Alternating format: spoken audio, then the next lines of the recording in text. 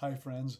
Um, I just want to share a message that I have been assigned to share with all of the region. And this is a quick way for me to be able to do that, get it out to everybody. You can catch it at your convenience. Um, and it's the Innovate vision for the region. I hope it's reflective of the Innovate vision for all of SNI. This is an assignment I've been given to share with you. So President Nelson, I think, captures my feeling the best. That this is a moment in church history that isn't just SNI. We're seeing it in SNI, and we can expect to see it even more, like President Nelson is talking about. For example, Elder Cook talking recently about the growth of convert baptisms in the kingdom, and what a miraculous time this is for that. We heard Elder Rasband talk about Institute in SNI in conference, and what a great picture he gave of the Lord hastening His work in all of the kingdom at that time. We've seen this recently. Hopefully, you've heard about this, the Invited Friend program or initiative that's coming about as a result of how good Seminary and Institute is at gathering, and our students are at gathering. What they found was of all the non-members that were coming to visit Seminary and Institute, 30% of them were getting baptized. So when the missionary department and the church and the family, priesthood and family departments heard about this, obviously they jumped on board, and this initiative was created in collaboration with Seminary and Institute to help our students see that Institute is a place they can bring their non-member friends. And so a lot of what we're talking about really actually hinges on this, as this is a big part of what Innovate is are we reaching a demographic that is not just who we've been reaching traditionally in SNI, or are we teaching in a way that young adults could bring these friends? So my desire for the time I have here is I want us to focus better. Number one, to help us focus in ways that say, well, I'm going to do more of this or less of this. I might even have to, I'm really attached to this. I really like this. This is something I've enjoyed. And, but actually we need to do less of this, even though I love it. To be clear on how do you make those decisions. I'm also, number two, is I want to train you as future leaders. I want you to be clear on this. Sometimes we're not clear on some of these things. And then I also want you to see how much trust and power you have been given by SNI. The genesis of Innovate. Enrollments were dropping. We were cutting away some of the activities that were happening in SNI in deference to our priesthood leaders and geographic and YSA stakes. In 2010, YSA stakes were created, moving away from student stakes and moving to more broad YSA part of this. We're not going to get into that, but that's an interesting part of what started to happen. Well, Institute was deferring and saying, you take these activities, we're going to back off. A push was being made by the larger leaders of the church in the larger YSA population. And then we started to focus on credit a little bit after this too. And so the research shows that was hurting us. So an Innovate Institute is introduced, and the strategic story also is an important part of this process. So what is a strategic story? I think we ought to all be familiar with it by now. But the reality, Brother Webb said, is that those who are attending are usually those who are actively participating and committed members of the church. Others are not generally being impacted. there's some of that happening, but the truth is have not been reaching as many. And he reiterated this in 2021, that we need to reach better. We need to reach more of those we're not reaching. President Nelson is the vision, is the prophetic vision for that. To be clear, less active, non-participating friends of other faiths. That's who we ought to be reaching. And the research showed also that, frankly, it was hard for us to even chase away. Brother Webb said this in a meeting when he helped roll this out, the Innovate program out, he said it essentially, we can't hardly chase those ones away. You can innovate, you can change things. Those young adults are going to keep coming. Obviously, we can chase away some. We can be weird and ineffective in a lot of ways and chase them away. So we've got to listen. So Brother Webb has said a few times in meetings I've been to, look, innovate is super simple. Listen, right? Listen to the young adults, not just to the active ones that you can't chase away. Those are the ones that traditionally we've even made the leaders of Institute. We haven't generally put on our student councils anybody except those who were, super easy to work with, and as part of the strategic story. Well, if we're going to reach others, we've got to be able to listen to those who are non-participating members or friends of other faiths, and then meet their needs. That's all he says. Listen and meet their needs. We have the new model that shows how important listening is. That is to tell us, where do these ideas come from? One, are we listening? So when a custom course, for example, is suggested, when we have ideas, some things that might not even fit into policy, can we go against policy? Well, not generally, but if there's a good reason, priesthood leaders, prophetic priority suggests that, this isn't fitting into policy. Where we've been is policy, but where we're headed might not address this as well as we need it to. Well, where's it coming from? Are we listening to our audience? Well, then we can test some things with Innovate that might be outside of policy, but then we go through the proper channels to do that with our Institute director, talking to the region director. At times, Brother Bowman has asked me to navigate that. He is also supposed to be part of that. So when there's times when we're doing things, I keep him apprised of what we're doing, but he's trusting me to approve most of those things. So custom courses is one of the big examples, and this is straight from policy. Right? They're taught to meet the needs of local students. It's the same language Brother Webb is using. And these needs are identified through audience listening. Again, are we just listening to those who are easy to reach? Are we just asking our current students? Or are we finding ways to ask this of other students? The church has a document, SNI has a document that talks about the custom courses and then the checklist that go through. Hopefully you've seen this. Hopefully your Innovate mentor is helping you understand what that process is. You've got the best Innovate mentors there are, so I know they're really well aware of some of these things and what we need to do and to stay within Innovate. You can see there, is it rooted in Scripture, words of prophets? Is it going to be learner focused? Are we going to be teaching it the way we should be teaching it? I mentioned priesthood leaders on that listening to. This is an important part of it. Sometimes we get so excited about what we are and what we're doing that we come to a priesthood leader and say, hey, I've got the best idea in the world. Isn't this great? Listen to me. What do you think? Should we do this? I want to defer to your keys on this. And the priesthood leader's like, well, you're pretty ramped up about this.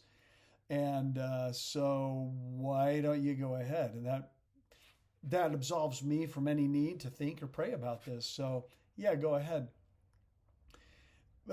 That's not what working with priesthood leaders, that's not what honoring priesthood keys is. This is a great statement from the 100 Years book. No matter how good you are, if you're not working with priesthood leaders and you're not on the same page with them, you'll fail. That's definitive. We will. We've tried to do it on our own over the years. Elder Holland, he's talking about, and this was a great talk of his, Angels in Astonishment. He's like, you can't turn into quasi priesthood or auxiliary leader role. That's one of the reasons we backed off activities so much, right? Walking that tightrope has been a challenge in our system from its beginning, and always will be. I could talk to you about the history of this for 2 hours, not an exaggeration.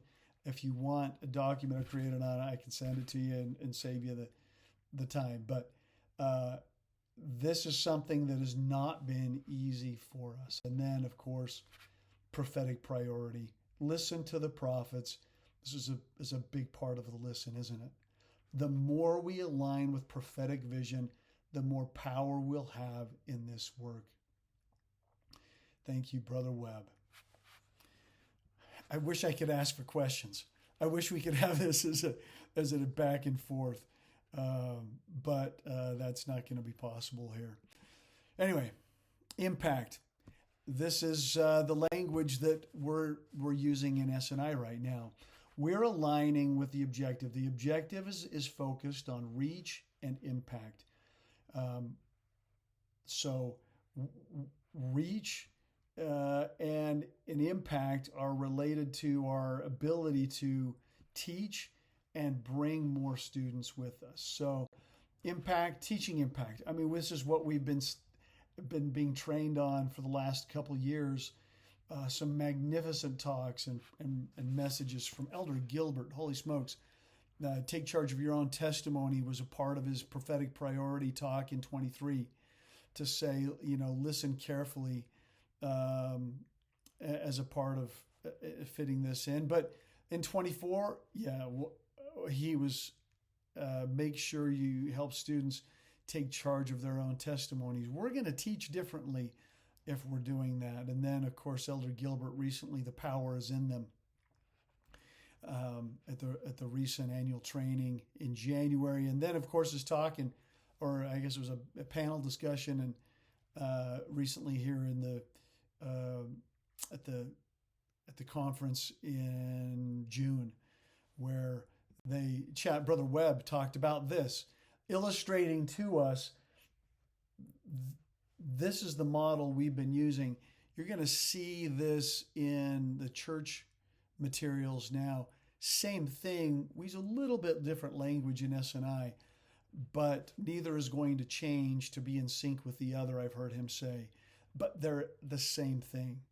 Whether we're teaching Sunday school at church, Priesthood Relief Society, or in S&I, this is Christ-like teaching. This is the impact. This illustrates the impact we want to have.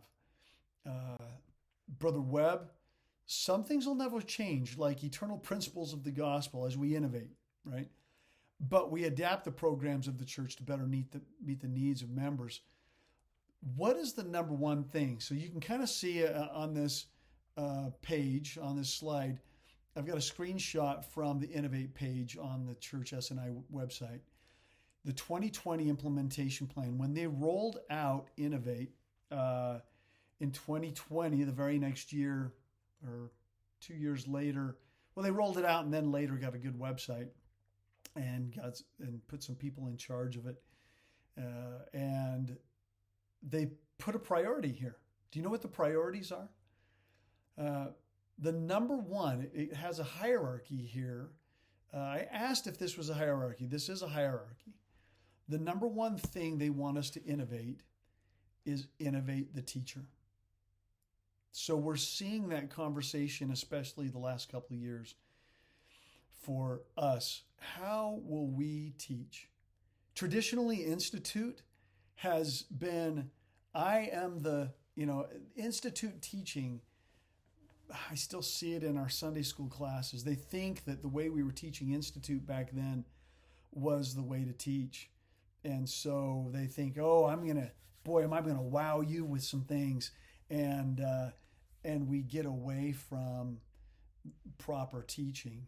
And so the challenge is when we get some of our state called teachers, they think that is Institute. The old way is Institute. I'm going to tell you some things you've never heard before, and that's Institute. Let me tell you. And don't ask me for the quote, the reference. I've got it on. There's a special quote that I can't really share with you. Anyway, so that's the impact we're trying to have. Impact is a huge part of Innovate, right? It's the number one item on the list. We're going to counsel together. So as we come up with ideas and if we come up with from listening the needs that we're going to meet, we're going to counsel and adapt. That's a part of this model, right? Counsel and adapt solutions.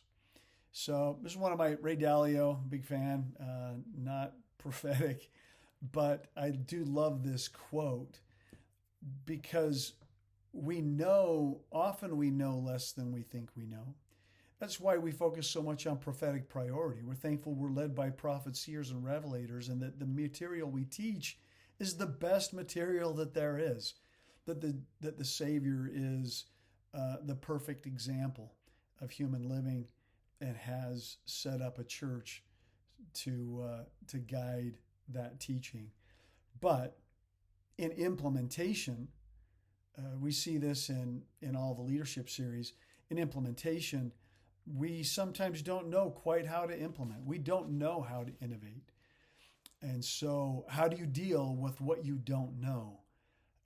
Ray Dalio, the wealthiest hedge fund ever, as he built his company, what he said was, dealing with that is the most important thing. I would say that in a leader, that's something that we're looking for, is how do you deal with what you don't know? Do you assume that you have the answers? Or do you assume that the best answers lie within the person whose problem it is?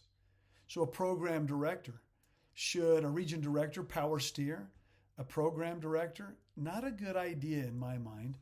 We want that program administrator to be able to have autonomy and have some authority. And so we counsel together in that process. And we do that also here in that finding solutions. Elder Christofferson, a great one, great quote. Not everything everybody says is brilliant. Not every idea is going to be adopted, but neither men nor women ought to have any fear about sharing and being willing to let things roll around in a council setting and survive or die, as the case might be. Just be part of it and make a contribution. Hope that's the spirit you bring your ideas with. I hope that we are receiving those ideas in the same spirit. Let them roll, right? Let them roll around in a council setting. Love that. Elder Anthony Perkins also at an enrichment series. I want the teams that I work with to push back on me. I really, really expect that. I've got ideas, but it doesn't mean they're the right ones. To me, revelation means aligning our will with that of our Heavenly Father. So don't come and say, I've received revelation. What happens in a council if somebody goes, oh boy, I've received revelation on this. I feel inspired. I think I've been prompted. Well, that shuts down. The process of revelation is the process of counseling together. And so we need to understand that it's a line upon the line. And so whatever place we're at, it's only in the place to receive the next level or piece of revelation in the Innovate journey. So none of us have arrived at that. There's not a teacher that we've ever had at any of our institutes that has arrived at that point. We all need to improve our teaching. We shouldn't feel bad about that. You're the best. You're the best the Lord has got. I loved it when Elder Kim B. Clark said that to us, like 3 talks in a row. You're the best there is. And he was serious. And we're not good enough for what the future is going to require of us. That's all Innovate is. That's exactly what we're talking about. Elder Holland, none of us are smart enough to do this work alone. It is because I can't succeed without others, even Elder Holland. I also believe that, given the fact that no one of us is nearly as good as 2 of us, it's a scriptural idea to reason together. Section 50. Picture a meeting, a counseling situation with 2 or more people. We're face to face, knee to knee in a room with a challenge, and we're going to talk. We're going to reason together. Love him. So grateful for him. That's what we do. We counsel and adapt. That's what we're trying to do. And if you have somebody who won't counsel with you, they're either stonewalling or they want to control the narrative. They want to control maybe you or what you do. They're closed-minded. That's going to limit their ability to learn and improve. And so hopefully that's none of us. I can't put a finger on any single person in this region who has that attitude, and I'm thankful for that. Interesting that in this process and in this time frame, we get a new commissioner. Elder Clark, and this is not an indictment of anybody in the past, but isn't it great that the Lord prepares people for the moments in the kingdom that they're needed? Elder Gilbert, as I was talking to the Power BI guys a couple of years ago when Power BI was being rolled out, they said Elder Gilbert is laying out the future for a data-driven decision-making workforce in S&I. We actually just heard that also. And so here's him. You know this about him, but isn't it amazing? Like, he is ushering in a time for data-driven decision-making in the church. And so number 5, I would say, is measurement and data. You've seen this in Innovate, that we're going to do testing and we're going to gather some information. This was just at the Religious Educators Conference. This slide was put up about strategic priorities in S&I. Look at that carefully. Talk about data-driven decision-making. We're going to continue to innovate, and we're going to use system-wide measurement, data usage, and accountability. We're getting so much better at this. The triangulation process, professional development. We're getting better at setting up objectives before we try something, to be able to say, why are we doing this? In the past, when at least when I came up with the people I came up with, brilliant people who had great gut feelings, great intuition, and were inspired. But when it came right down to the process of innovation, we didn't call it that back then. I've been in Institute for 25 straight years. What we would do is, wouldn't it be cool if this would be so sweet? And so we ramp up. Well, what's the objective? What are you going for? Why push me on that? What are you doing, man? Why, but what's your goal? What's your intent? Awesome. It's just an awesome activity. Well, we're entering a time where we can do better than that. We can have an objective. Well, what's our objective? When we have an objective, now we know how we train young adult leaders, right? Our student councils, we train them to be able to address how close did we come on meeting this objective? Well, we had an activity. It was awesome. Wasn't it cool? They'll be tempted to go down the same path of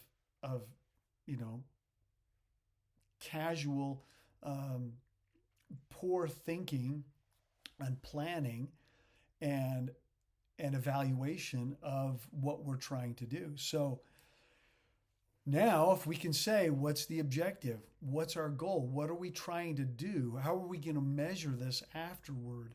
Okay, here we go. Now it's coming. Now we can get better evaluation.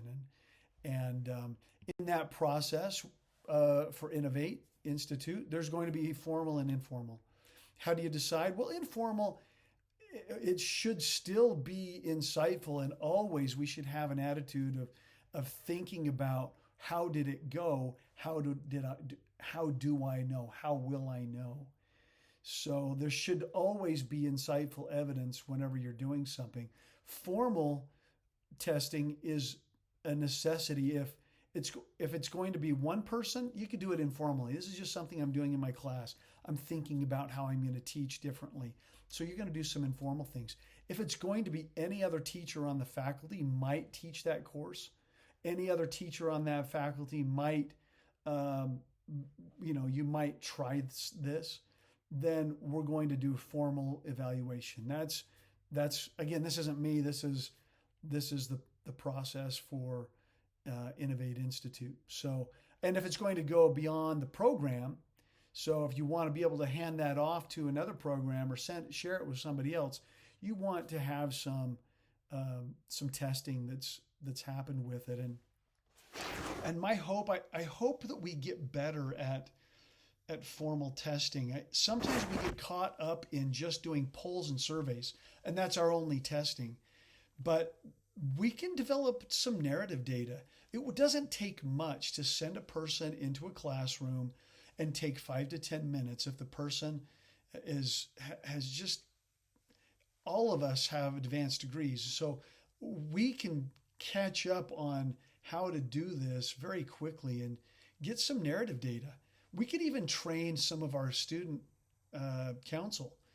If we take some time, it would be a good process for them to go through to come in midway through. Let's say it's midway through a course we're testing. It's an Innovate course. It's a custom course. And you send some students in and they have a conversation with the students and gather some narrative data and say, we're going to record this really quickly while we're talking. We're not going to video record it. We're just going to record the audio so we have a transcript that we can learn from. We want to learn from and do better.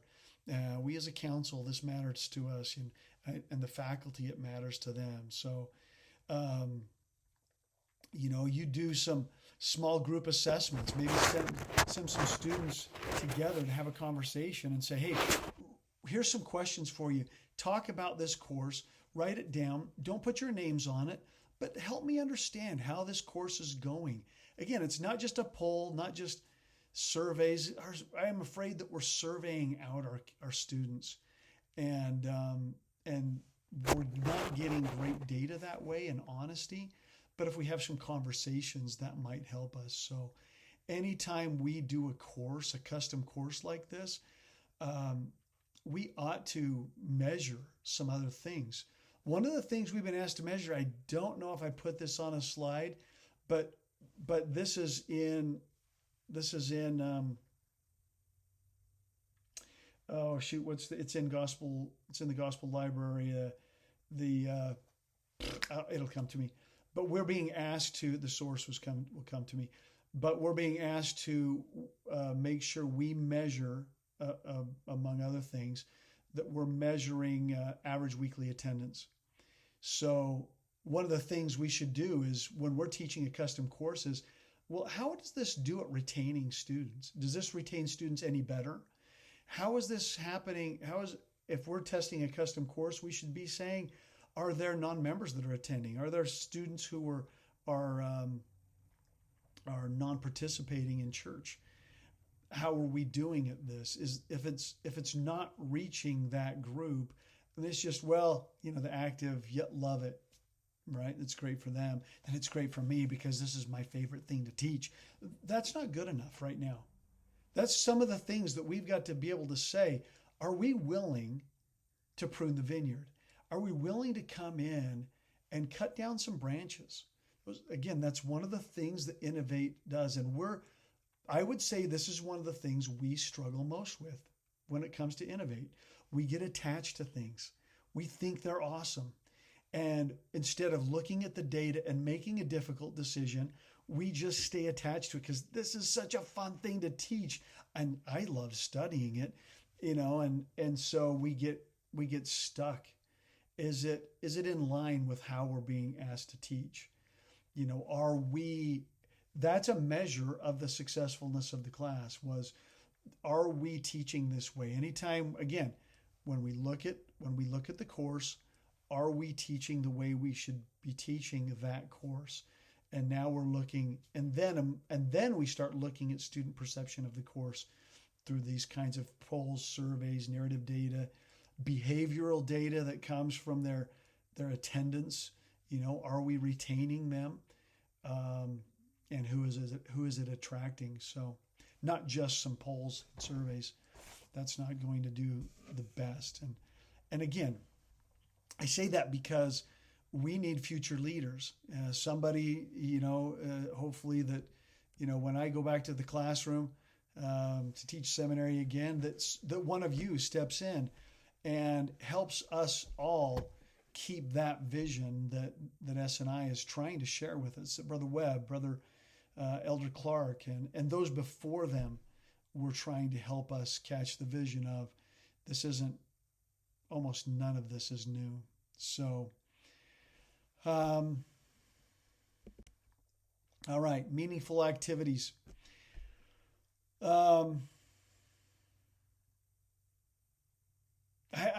I feel to say that one more time. Again, I hope as you counsel together about these processes, I hope as you have conversations that if there's no data, you go back and say, how do we know?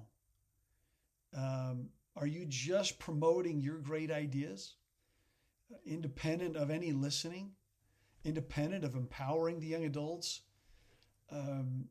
It's hard to promote that person as a leader when they get stuck into their ideas. And so I'm so thankful for our program administrators who aren't that way.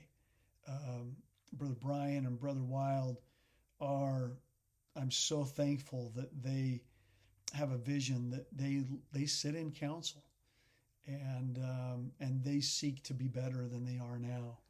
So the primary metrics, these are in the discussion guide. The discussion guide for, it'll come to me later, but the primary metrics that were given to us there are head count, enrollment, and average weekly attendance. Frankly, I've had a lot of conversations with Power BI. The Power BI people aren't really S&I experienced people.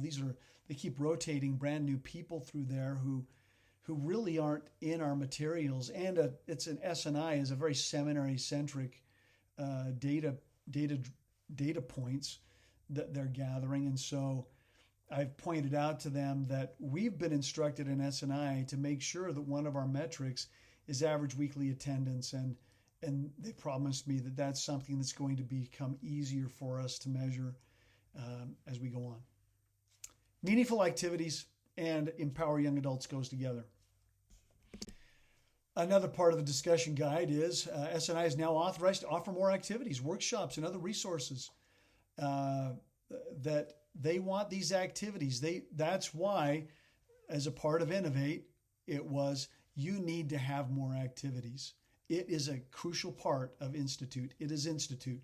It's the chance to be a bringer. If I want to bring a friend, you have an activity. I'm preaching to the choir. You're so good at this. You're really good at this and getting better. Frankly, I watch Logan gets those freshmen at activities and a kickoff freshman only activity, big hundreds of students, and you register, you see your registration spike. Ogden Institute is so good at having activities centered around an evening. So there's Institute and an activity that leverages what's happening with Institute. And those nights have been massive. The growth has been massive. It's incredible to see their summer enrollment right now carry on from the spring. It's hardly dropped off on that night. They went 2 years ago, they were in the 600s for a summer enrollment. Last year was in the 700s. This year they're pushing 1,200. They've almost doubled in 2 years their summer enrollment. There's other things going on. Great teaching, really great teaching that's appropriately if you wanted to see some of the examples of teaching that we're talking about, that our leaders are teaching us about right now, go on that Tuesday night, you'll see it. But anyway, that activity that's crucial to what's happening, and you're doing it. So here it is. But again, we're training some people that might not be putting that together and seeing the connection of what innovate really is, and you'll have more ideas to come from it, and cross-pollinate even from programs.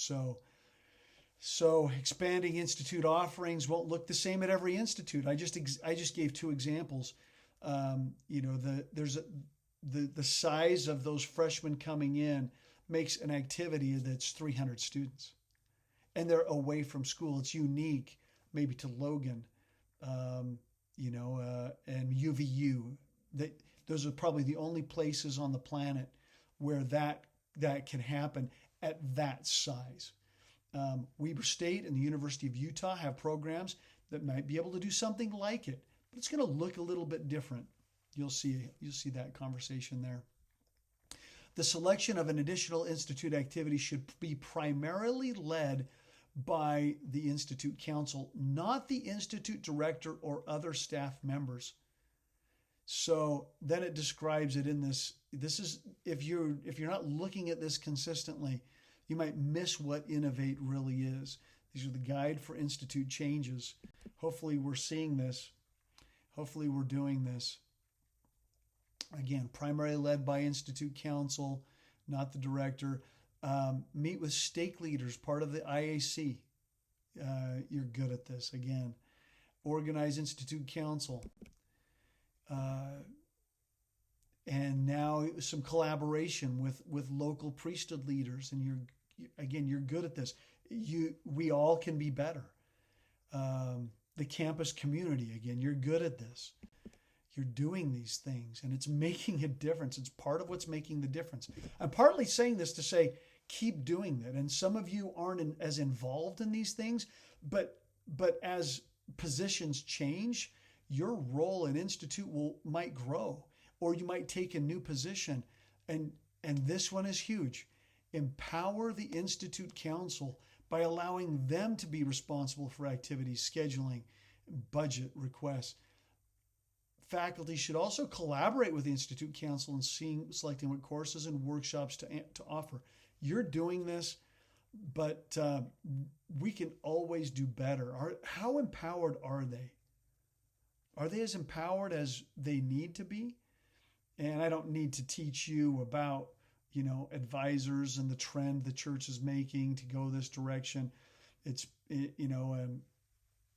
You are the ones teaching that to the world, to your students and in your stakes and wards. Policy is very simple.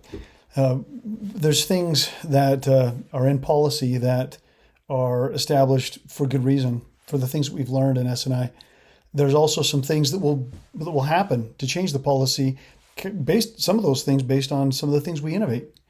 One of the things that I sometimes hear about the central office is that they're so out of touch that sometimes they're couched in a way that it's almost a nefarious plot against our happiness and our effectiveness to think about what's happening at the central office. Well, I remember when there's a criticism passed on about leaders up the line, so to speak, and that they're out of touch or aren't willing to help. Maybe we just remember Moroni and Pehoran. We are unaware of their day-to-day and the constraints that are put on them. And they're doing the best with the resources that they have. And the policies are there. They're really good. And yet sometimes we might, in good faith, negotiate with our leaders to say, hey, this is outside of policy. Is this something we could innovate? Is this something we could do? It's very similar with budget. Budget is an interesting thing. There's a gravitational pull on budget at every level of S&I. Sometimes people come to me like I have some bag of money, or to the area office, they have some bag of money that you can draw from. All student funds are at the program level. I don't have additional student funds. If you're going to spend it on students, I don't have it. I can't help you. And so some of the useful things to know about budget is that those constraints are put on the central office as well. And at the central office level, it would be useful for us to remember that that they are given dollar amounts, and those dollar amounts come to us. And so there's not a big bag of money waiting to be spent that they can just tap into that's part of the additional church reserves that doesn't exist. This is another important part of our innovating. Sometimes when we innovate, it's S and I. And whenever it comes to working with our seminary friends, I want to talk clearly about some of the things that will help us. This is a useful part of that relationship for you to understand that in our area, this is the operating procedure. So every teacher has this assignment for their seniors, and that will help them to guide them to, that teacher is expected to help guide that student to institute. And that's on every teacher's on the same page as that. The regions are all on the same page with that, and their principals are all on the same page and are working hard to make that happen. Seniors What's Next will continue in some form in the coming years, and that means that every seminary teacher will gather, or each program, however they decide, will gather the plans for each seminary student who's a senior for their future, and that will help them as they work with them to contact them and communicate with them after they graduate from seminary, shepherd them to their intended plan. And then after graduation, that also helps us because we now can start reaching out to them also. We send those indications. If they indicate they're going to go to University of Wyoming, we send that to the University of Wyoming. If they indicate that they're going to go to UVU, University of Utah, BYU, or not BYU, but obviously Logan, we send that to those programs and make sure that they know these students are planning to come attend, so they can reach out to them and invite them and kind of welcome them. So seminary's kind of doing a send-off and we're doing a receive. Both are working together. That needs to be understood as we talk about this relationship between seminary and institute. Like is if there's a May broadcast for seniors, this is a priesthood leader responsibility. We don't put those on. We used to put those on. We used to host those. We've been directed that that's no longer. Okay. But what do? We found out what the stakes are doing and we let our students know. So this is another important note. Seminary is the contact for geographic stakes. Again, that's at least in our area. It seems to have been taught system-wide, but implemented at least in our area. Institute is a contact for YSA stakes, generally speaking. Okay. This is the wrap up of honor the stewardship of the seminary. We've tried to go into the seminaries and go get future students. Seminary teachers have now been clarified that there's an accountability for them to while they're their students, it's their responsibility to communicate what institute is. Now that might be hard for some seminary teachers who don't have a lot of experience with institute. So we'll need to do some training on that as institute with those seminary teachers and faculties, and administrators will work with administrators. So it wouldn't ever be appropriate for a seminary teacher or an institute teacher to contact a seminary teacher. I mean, they're your friends, so you can do that. But in some administrative role to say, oh, my kids go there, I'm going to go talk to them, or I'm going to pop in and go observe or do something. we're not going to visit the seminaries anymore in any way to represent Institute. So sometimes we have given some money for the seminaries to meet with the seminary seniors, and so we're not going to do that anymore. It fits it's their responsibility. We have a responsibility and plenty of potential that we're not reaching that we need to work on. It doesn't include young youth right now. They need to be young adults for us to work with them. And so if there's a good idea, if there's some ideas that need to be brainstormed, administrators will work with administrators. The seminary principals are great people, and maybe something could be done. The program administrators, the institute directors, will work with me and with the region seminary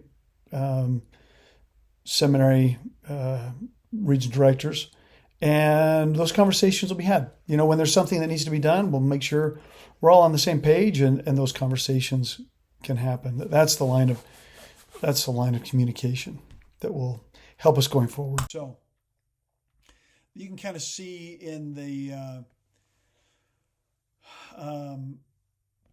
and I should have put one more slide in here, the honoring the stewardship of the seminary. That's one of my principles also, is we're going to stick within budget. We're going to stick within policy.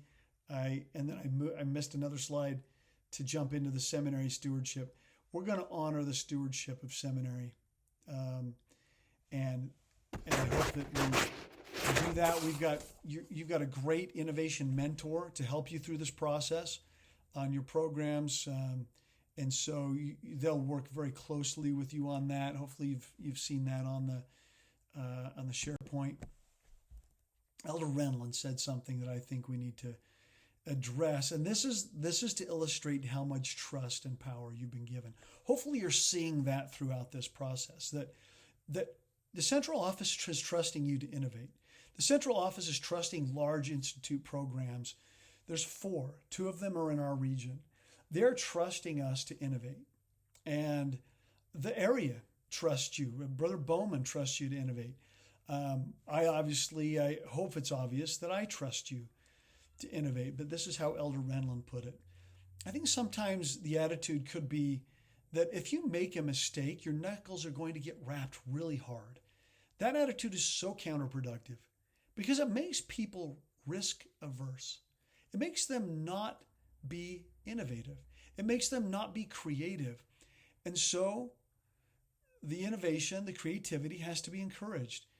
And part of that is accepting things that may, on the surface, not be perfect. But if we're having regular rendering account kind of things, if we're having regular rendering account kind of things that are a little bit off course can be corrected much more easily than waiting until it's way off course. And so it's the willingness of to learn to be better. Every one of us to learn to be better. I hope our eyes are wide open. I hope our eyes are wide open to the challenge that's before us. I hope our eyes are wide open to the things that we know and need to listen to, and the things we don't know. The things we really need to listen to the Spirit, the prophets, the priesthood leaders, and the young adults more, and to not just listen to the active ones. I hope our eyes are wide open to that, and that we're going to make some mistakes as we go for this. And that's okay. As long as we're candid, we're not trying to do this behind closed doors. Tell Brother Brian, tell your Innovate mentor, tell me, talk to me. You can propose ideas and have conversations. We definitely want to do more of that. I want you to think again about the opportunity cost. I mentioned earlier that we sometimes struggle to hold on to things that we really feel strongly about, that we love, that are fun for us, that you want. And I hope you feel my passion about how important it is that we start to see that by holding on to that, class that isn't making the difference, by By not gathering good data, it slows down the iteration process in our innovate. And so we don't grow. So Logan Institute is going to have an interesting time. A new building. They are putting the finishing touches. They just about have the red ribbon tied across the front door to be cut by Brother Brian. There's going to be an illusion that we know that we got better at what we're doing because we got a building. Now, again, I say you're the best. You're the best we have. But there's going to be an illusion that we just got better. We just improved. When having a building is a lot of that improvement, right? Now, that makes us look better because our enrollment, we believe, is going to go up, should go up. We pray will go up. But because of our bandwidth, we only have the bandwidth to focus on so much. So how we do some of the things we're already doing, I pray that we'll not be too attached to some of the things that we're doing, and we'll look carefully at how much it's really providing us. I want to read a scripture to you, at least part of it. 1 Corinthians 13:12.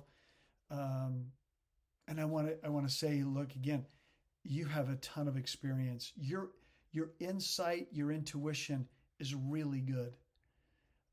You are prophetically focused, so your focus is really good. But we have to listen. And some of you are new to Institute as well. And so young adults might be, that learning curve might be happening for some of you even a little bit more right now, even as attuned you are to the Holy Ghost and as attuned you are to prophets. So we need to not just listen with the natural man, but to see with spiritual eyes. For now we see through a glass darkly, but then we'll see face to face. That's our process. And I bear witness that Heavenly Father is helping us. He is hastening his work. And as we do our part, it will help him as he does his work and be able to do it. I love you. I'm thankful for what you're about. What a privilege it is to be about this work, isn't it? To be in this employment and to work with the people you all get to work with on your faculties. I love you. Thanks for all you're doing.